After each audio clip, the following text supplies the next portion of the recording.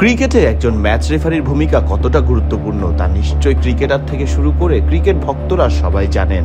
তবে কতটা সহজ হয় ম্যাচ পরিচালনা করা, ম্যাচ রেফারির কাজটি, এবার তা নিয়ে মুখ খুললেন সাবেক ICC match referee Chris Broad. The টেলিগ্রাফকে ব্রড জানালেন, ব্রডকে ভারতের এক ম্যাচে ভারতকে স্লো ওভার রেটের কারণে শাস্তি দিতে বারণ করা হয়েছিল, বরং বলা হয়েছিল সহনশীল মনোভাব দেখাতেই।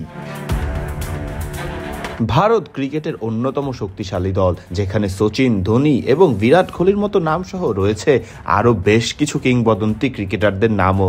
তবে সেই ভারতকে নিয়ে এবার চাঞ্চল্যকর তথ্য প্রকাশ করলেন সাবেক ICC match referee Chris Broad. The টেলিগ্রাফকে দেয়া এক সাক্ষাৎকারে ব্রড মুখ খুলেন ভারতকে স্লো ওভারের জন্য শাস্তি না দেওয়ার আদেশ নিয়ে। তবে ব্রড সরাসরি বলেননি এই ঘটনাটি ঠিক কবে এবং কার বিপক্ষে ঘটেছিল। তিনি জানান, ভারত ৩-৪ ওভার পিছিয়ে ছিল ম্যাচের শেষে, নিয়ম অনুযায়ী সেটি জরিমানাযোগ্য ছিল। তখন আমি একটা ফোন পাই, সেখানে আমাকে বলা হয় কিছুটা সহনশীল হও, কারণ এটা ভারত। ক্রিস ব্রড ২০০৩ সাল থেকে ২০২৩ সালের ফেব্রুয়ারি পর্যন্ত আইসিসির ম্যাচ রেফারি হিসেবে দায়িত্ব পালন করেছেন। এ সময় তিনি ১২৩ টেস্ট, ৩৬১ ওয়ানডে এবং ১৩৮টি টি-20 সহ মোট ৬২২টি আন্তর্জাতিক ম্যাচ পরিচালনা করেছেন। আরও কাজ করতে চেয়েছিলেন ব্রড, তবে আরও কাজ না করতে পারার আক্ষেপটাও জানিয়েছেন তিনি বলেন, আমি আসলে আরও কাজ করতে চেয়েছিলাম, কিন্তু আইসিসি আমার চুক্তি নবায়ন করেনি।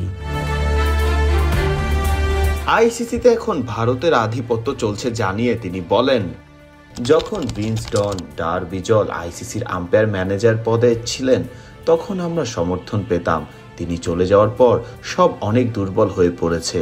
সব অর্থ ভারত পাচ্ছে এবং বিভিন্নভাবে আইসিসির দখল নিয়েছে। আমি খুশি যে আমি এখানে নেই।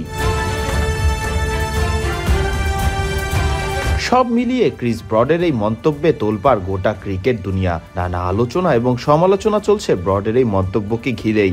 তবে সব বাদ দিয়ে কেউ যেন ভুলে না যায় একটি কথাই, এবং তা হলো ক্রিকেট এক ভদ্রলোকের খেলা এবং ভদ্রভাবেই নিয়ম মেনেই খেলা হোক ক্রিকেট। এতেই সুন্দর থাকবে ক্রিকেটের সৌন্দর্য। ফারদিন রহমান সকাল, বিডি ক্রিক টাইম।